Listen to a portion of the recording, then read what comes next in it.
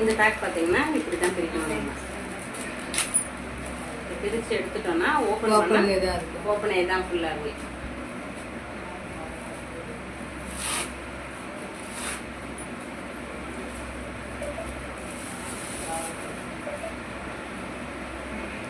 இது பார்த்தீங்கன்னா நான் டெமோ பண்ணும்போதெல்லாம் ஒட்டுறது, இந்த பேட் இதுல ஒட்டுறது, இந்த கம்மை எடுக்கவே முடியல என்னால. அவ்வளோ வந்து அது இதுல இருக்கிறது எல்லாமே பார்த்தீங்கன்னா ஃப்ரூட் கம் தான் இருக்கும். இதுல பார்த்தீங்கன்னா இண்டஸ்ட்ரியெல்லாம் யூஸ் பண்ணுவாங்க தெரியுமா, அந்த அட்டைங்கெல்லாம் யூஸ் பண்ணுவாங்க, அந்த மாதிரி கம்மு எனக்கு அது பிரிச்சு எடுக்கவே முடியல.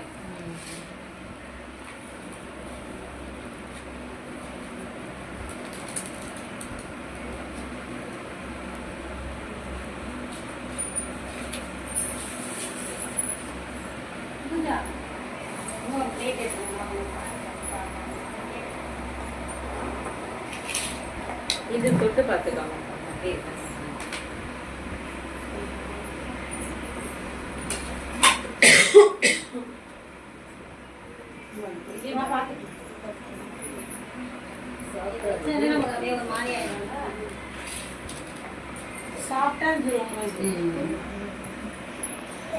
அது நம்ம நார்மலா யூஸ் பண்ற இந்த நாப்கின் பிரிச்சு வீட்ல வச்சாலே அந்த ஸ்மெல் வீடு பூரா வாசம். அதுல அவ்வளவா பெர்ஃப்யூம் கலந்து வச்சிருக்காங்க.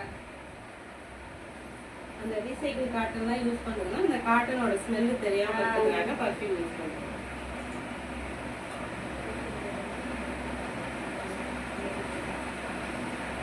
வாட்டர் எடுத்துக்கேன். இதுக்கு டிஃபரண்ட் காட்டன் இருந்தா நம்ம பீட்ரூட் ஜூஸ் கொடுக்கலாம். அது இப்போதைக்கு இந்த வாட்டர் மாட்டேன்.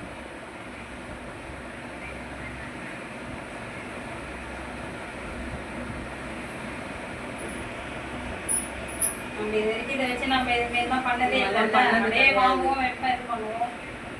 இதெல்லாம் பார்க்க பார்க்க நம்ம இதெல்லாம் யூஸ் பண்ணிக்கிறோமான்னு தோணுது.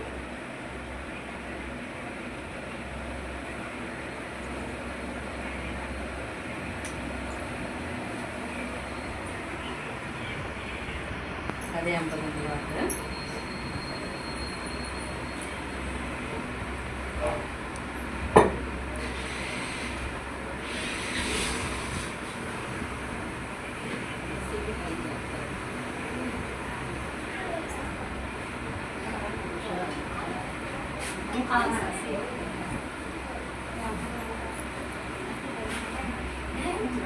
எங்க தம்பி ஒய்ஃப் வா உள்ள வா. இன்னொரு 50 ml வாட்டர் வெளியே வந்துருச்சு.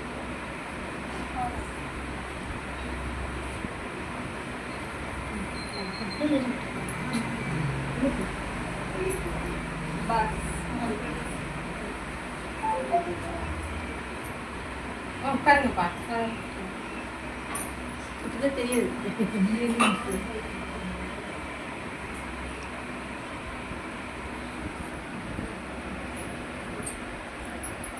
மேம் உங்களுக்கு தெரியுது, அங்கே வந்துருங்களேன். தெரியுதா?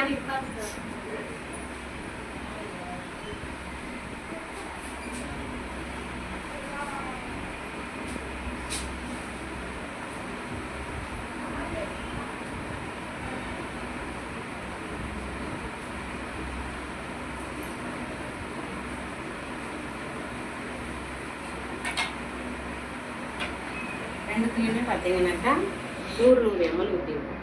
இதில் 100, இதில் 100 ஊற்றிருக்கோம். இது தெரியுதா? வெளியில் வந்துச்சு, ஃபுல்லாக வந்துருச்சு வெளியில். 50 ஊற்றும்போதே வந்துருச்சு வெளியில்.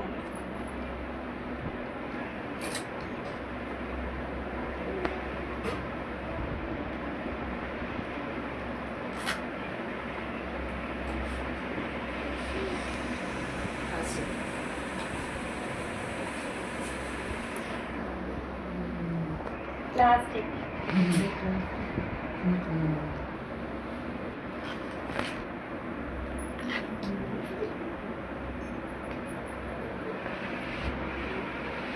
இதுதான் நம்ம இவ்வளோ நாளாக யூஸ் பண்ணிட்டு இருக்கோம்.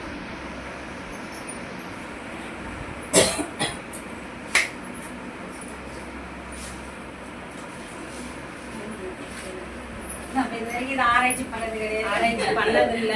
அப்படியே வச்சு அப்படியே use பண்ணோம், தூக்கி போட்டோம். இது மக்கவும் மக்காது. மழை ஏத்தினே போகுது பாருங்க. எல்லாமே பிளாஸ்டிக். இதுதான் இந்த ரீசைக்கிள் காட்டன்.